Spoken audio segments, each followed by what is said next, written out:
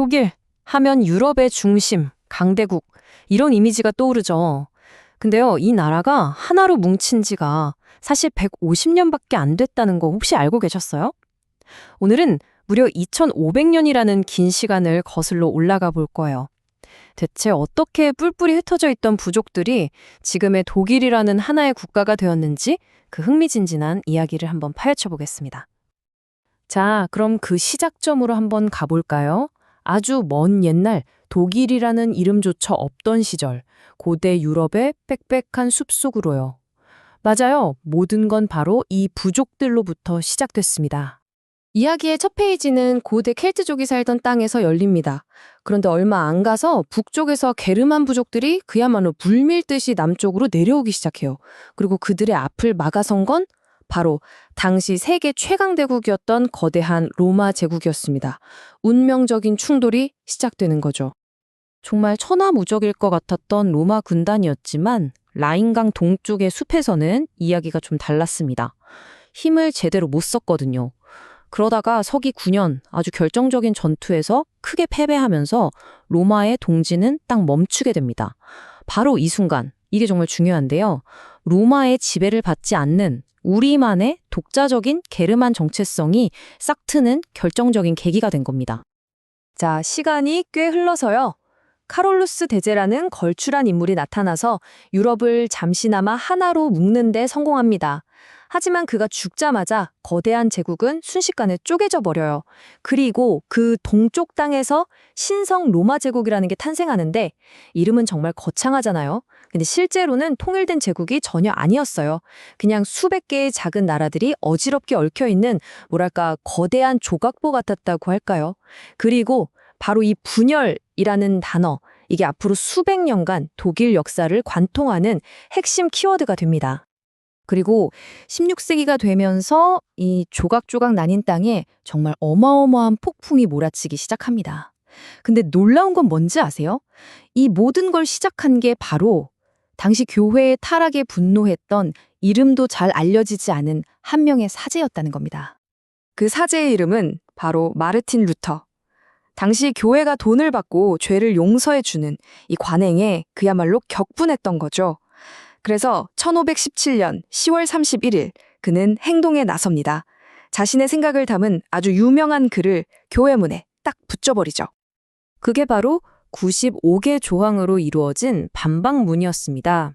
이때만 해도 이 숫자 95가 유럽 전체를 뒤흔들 거대한 종교개혁의 불씨가 될 거라고는 정말 아무도 상상하지 못했을 겁니다. 결국 이 신앙의 갈등은 곧바로 권력 다툼으로 번졌습니다. 이제 독일어를 쓰는 이 지역의 패권을 누가 줄 것이냐, 이걸 두고 두 개의 거대한 세력이 정면으로 부딪히기 시작하는 거죠. 한쪽엔 전통의 강호, 오스트리아의 합스부르크 가문이 버티고 있었고요.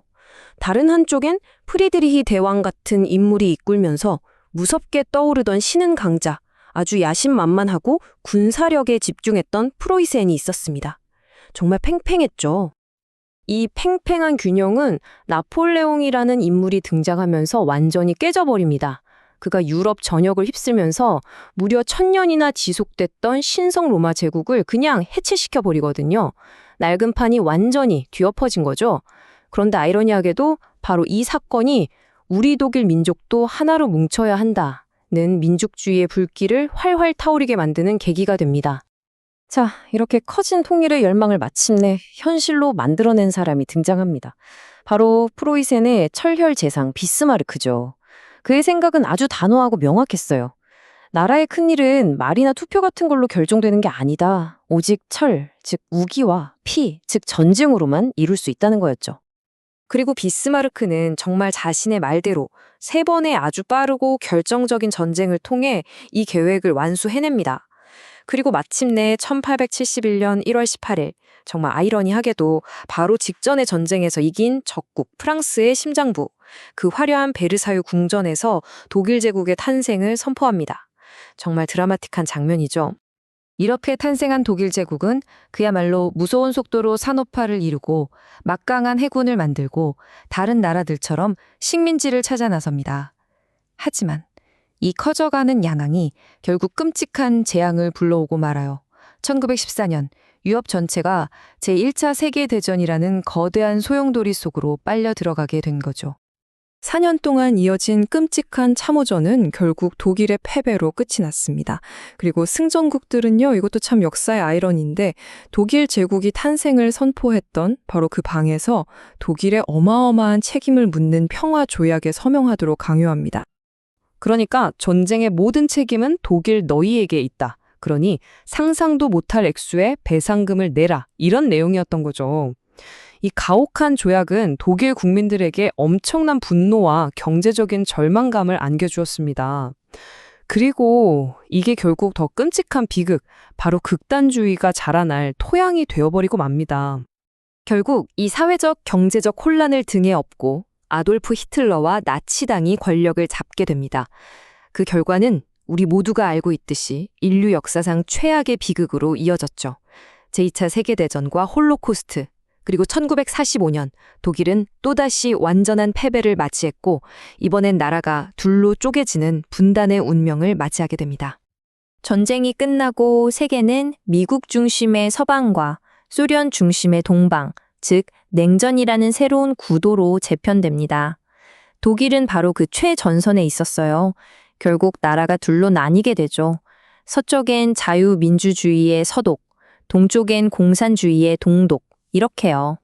그리고 이 분단의 아픔을 가장 잔인하게 보여준 상징물이 바로 1961년에 세워진 베를린 장벽입니다. 동독 사람들이 자유를 찾아 서독으로 넘어가는 걸 막기 위해서 세운 그야말로 철의 장벽이었죠. 하지만 영원할 것 같던 이 장벽에도 균열이 가기 시작합니다. 1980년대 후반이 되면서 동유럽 전역에서 자유를 향한 변화의 바람이 거세게 불기 시작했고 이건 더 이상 그 누구도 막을 수 없는 거대한 흐름이었습니다. 그리고 마침내 1989년 11월 9일 정말 영화 같은 믿을 수 없는 일이 벌어집니다. 냉전의 가장 큰 상징이었던 베를린 장벽이 총성 한 번 없이 하룻밤 사이에 그냥 무너져 내린 거예요. 전 세계가 환호했죠. 하지만 이 기쁨의 순간은 곧 아주 현실적이고 거대한 질문으로 이어졌습니다. 장벽은 무너졌는데 그럼 수십 년간 다른 체제에서 살아온 두 나라를 어떻게 다시 합칠 것인가? 이게 문제였죠. 하지만 당시 헬무트 콜 총리가 이끈 발빠른 외교적 노력과 2차 세계대전의 승전국이었던 연합국들의 동의 덕분에 마침내 1990년 10월 3일 두 독일은 공식적으로 다시 하나의 나라가 됩니다. 자, 이렇게 흩어져 있던 고대의 부족에서부터 시작해서 유럽연합의 심장부가 되기까지 독일의 역사는 정말 분열과 통일, 이 두 단어가 끊임없이 반복되는 여정 그 자체였습니다. 수많은 갈등과 고난 속에서 지금의 모습을 갖추게 된 이 나라. 과연 다음 장에는 또 어떤 이야기를 써내려가게 될까요? 오늘 이 길고도 깊은 이야기에 함께해 주셔서 정말 감사합니다.